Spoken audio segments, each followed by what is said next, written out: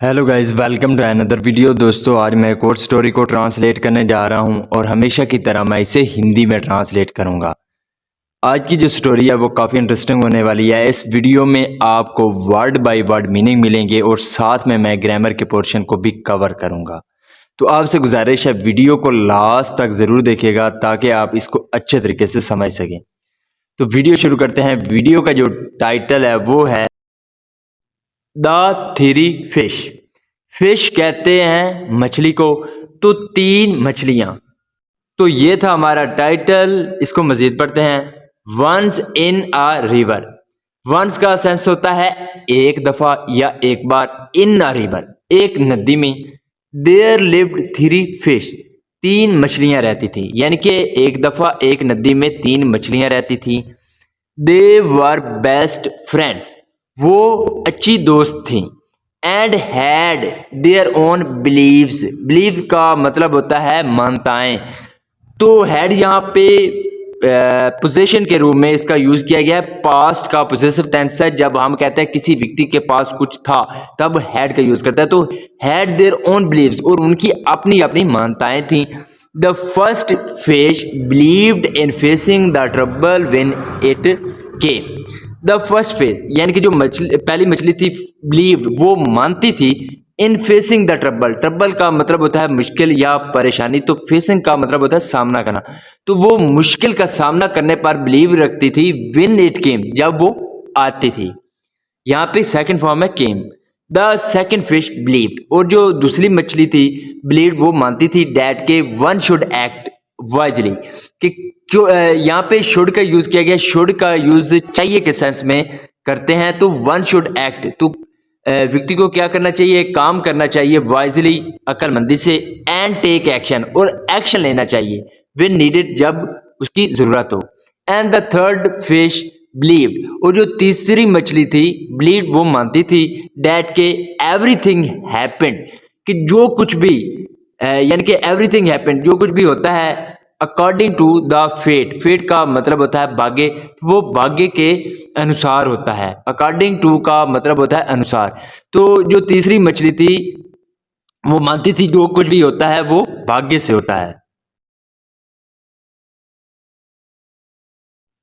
One day, एक दिन, the three friends were swimming in the river. एक दिन द थ्री फ्रेंड, जो तीनों दोस्त थी, वर स्विमिंग, तो वो स्विमिंग कर रही थी। स्विमिंग का मतलब होता है तैरना। ये फोर्थ फॉर्म है। ये जो है वाज के साथ जब वर्ब की फोर्थ फॉर्म लगती है तो वो पास्ट कंटिन्यूअस टेंस का वाकया माना जाता है। तो एक दिन the three friends were swimming, तो जो तीन दोस्त थी वो तैर रही थी। इन द रिवर, नदी में। सडनली, अचानक। दे सॉ, उन्होंने देखा। सी की सेकंड फॉर्म है सॉ। उन्होंने देखा टू फिशरमैन, दो मछुआरों को। फिशरमैन कहते हैं मछुआरे को, और फिशरमैन तो उन्होंने दो मछुआरों को देखा। टॉकिंग, बातें करते हुए। सिटिंग, जो कि बैठे हुए थे। बाय द रिवर साइड, उस नदी के किनारे। तो अचानक उन्होंने दो मछुआरों को जो नदी का किनारा था उस पर बैठे हुए बातें करते हुए सुना।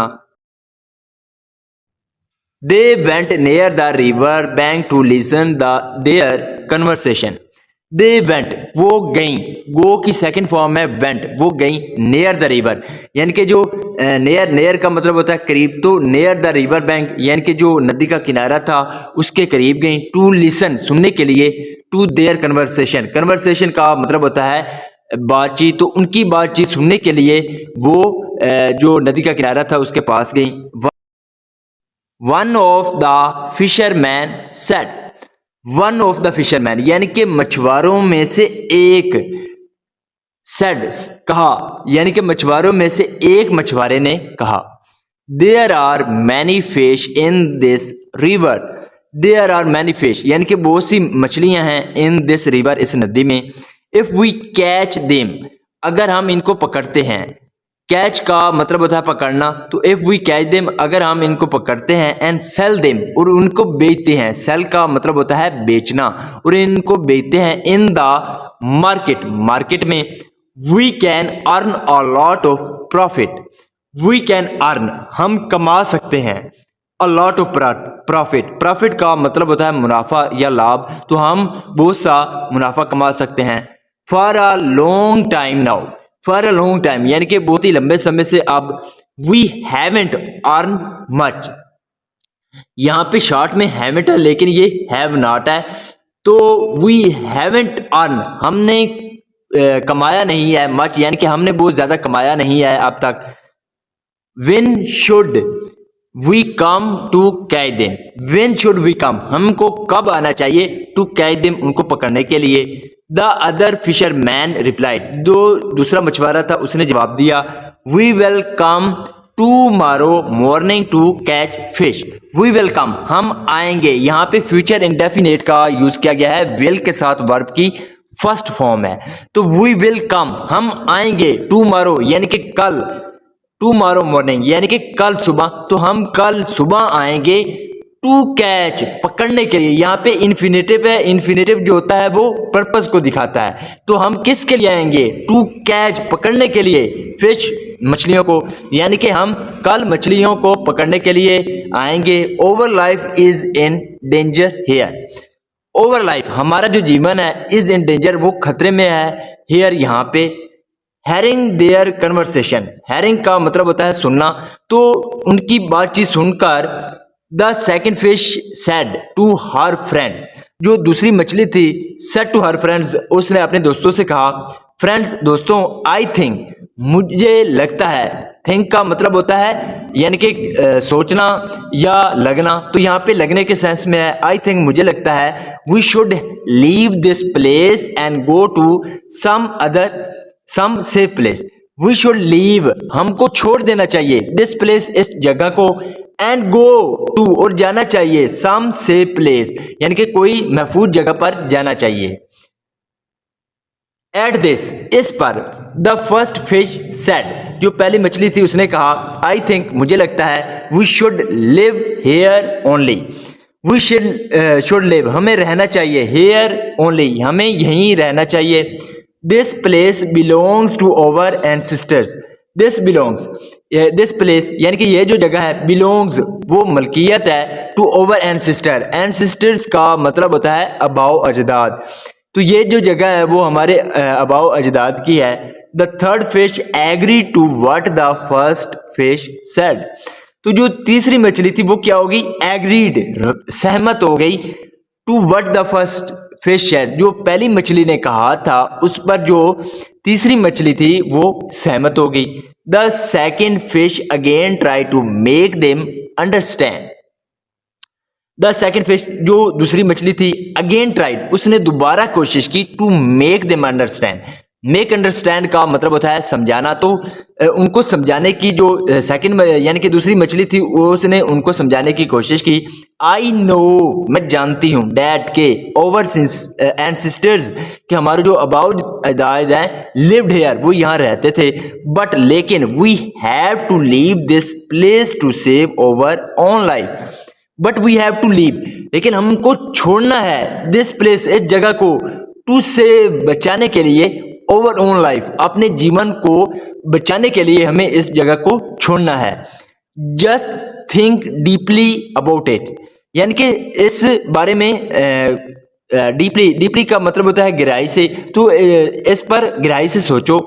आई am going to inform other fish of the river about this, I am going to inform, inform का मतलब होता है बताना या सूचित करना, तो मैं सूचित करने जा रही हूँ अदर फिश, दूसरी मछलियों को, ऑफ द रिवर, नदी की, अबाउट दिस, इस बारे में, यानी कि मैं दूसरी मछलियों को इस बारे में सूचित करने जा रही हूँ।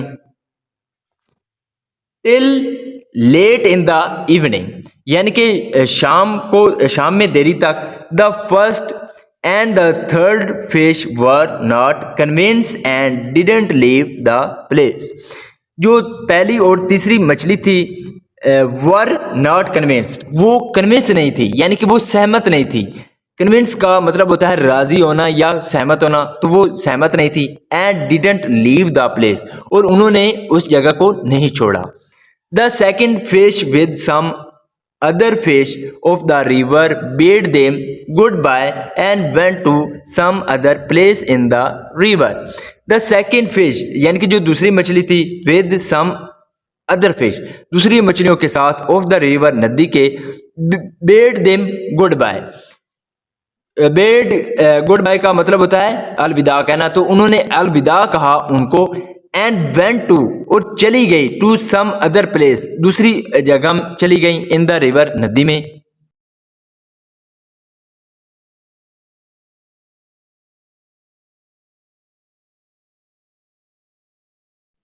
नेक्स्ट मॉर्निंग अगली सुबह the fisherman came to the river and threw their net.